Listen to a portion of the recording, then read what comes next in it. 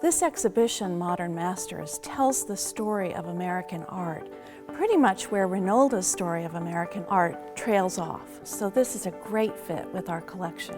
When we first heard about this show and we began looking at the checklist and talking with the Smithsonian American Art Museum, we realized pretty quickly that the show was tailor-made for our galleries. Our high ceilings and white walls just fit the show perfectly. This exhibition is not just your average exhibition that comes into Reynolda and goes on display. It has really challenged our staff, our curator, our preparator, our installation department, collections department. In preparation for the arrival of a new show, the gallery walls have to be taken down, rearranged, painted.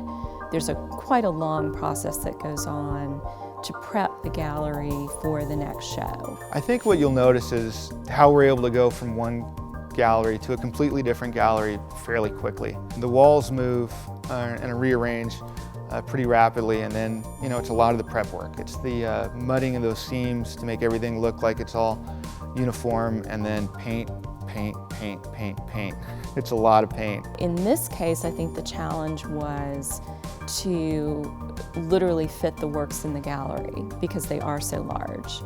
And the challenge was, where do we put the temporary walls so that you still have a nice flow through the gallery, and yet each work gets its time in the spotlight.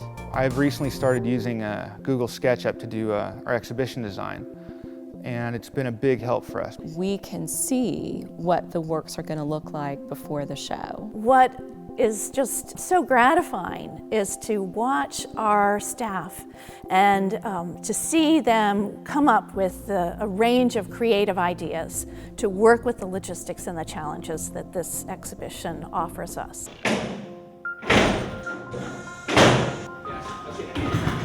Our installation team is going to be myself as the preparator, our two registrars, Elizabeth and Suzanne, an assistant preparator, Eric, and also, since we are dealing with larger scale works, we have a courier coming to supervise the installation of some of those works.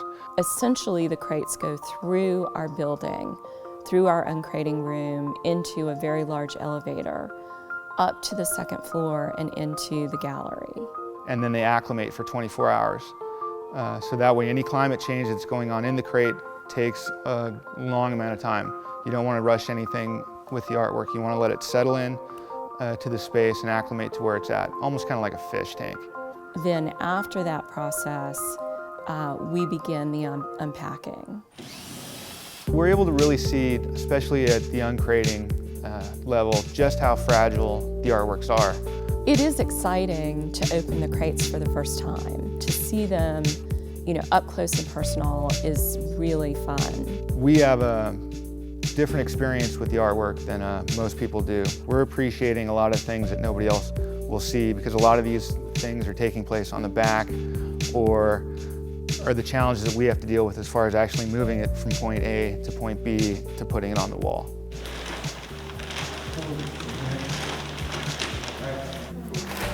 Looks good. They open the crates, they take the works out of the crates and place them on a table to make sure that the condition of each work has not changed since it traveled. Even though I've seen these works for quite a while now, I don't know what the backs look like.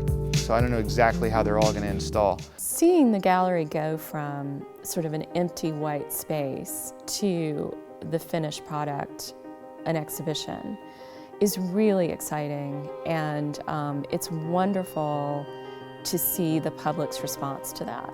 When it's real life, 3D, and you've got the texture of the art, and you've got the actual lighting on it, and the people coming through, and the excitement and the energy, it's a big difference. It feels great. You can really appreciate the work that you put in and see the rewards of it. The thing about the paintings in this exhibition is that you really can't appreciate them or understand them until you're standing in front of them. You just can't anticipate the scale of some of these enormous canvases until you're standing in front of them and realize that you are actually dwarfed by some of these paintings. And while these huge, large-scale, vibrant canvases appear as if they were made just yesterday, they were in fact made in another point in time, a time that was full of transition and change for American artists and American culture at large. These works are perhaps not necessarily meant to be figured out, but are instead meant to be experienced. So when you stand in front of a huge abstract landscape by Joan Mitchell, how does it make you feel? When you approach a sculpture by Anne Truitt or Seymour Lipton or Ibram Nassau, where do you stand? How do you approach it? What we've done here at Reynolda House is we've really equipped visitors who may not know much about mid-20th century art. We've given them the tools and the materials and the entry points to really engage and think about life at this point in time. We also have questions scattered throughout the gallery. Which work is heroic? Which work breathes? Which work would you choose to share with a child? And we've designed these questions to get you to think about these works in a different way.